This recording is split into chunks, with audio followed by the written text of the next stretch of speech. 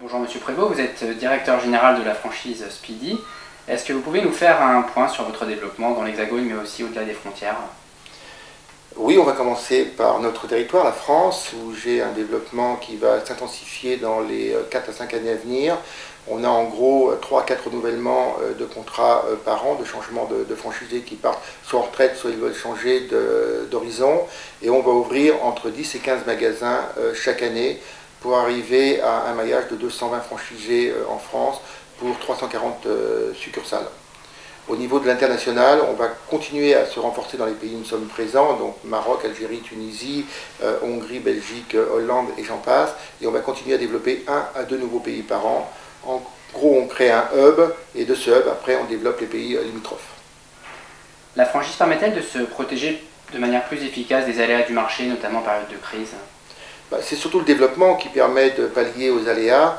La franchise résiste mieux à toute crise, ne serait-ce que par ce statut d'indépendant et de besoin de créer de la valeur ajoutée, qui n'est pas forcément le cas dans les structures pyramidales que sont les services corporate. Vos franchisés correspondent-ils à un profil type? Faut-il nécessairement bien connaître le milieu de l'automobile pour ouvrir un centre Speedy? Non, je crois que la richesse de la franchise chez Speedy, c'est justement d'avoir ouvert notre métier, notre business à plusieurs typologies. Ce qui fait que tout le monde ne pense pas au même instant à la même idée et il y a une diversité d'esprit. Et comme je le dis souvent, je ne pourrais pas faire d'un candidat un mécanicien. Soit les mécaniciens, on va le former au commercial, soit il est commercial et on va le former à un aspect technique de contrôle. Et il aura des équipes pour exécuter les opérations. Quel conseil donneriez-vous à un candidat à la création d'entreprise?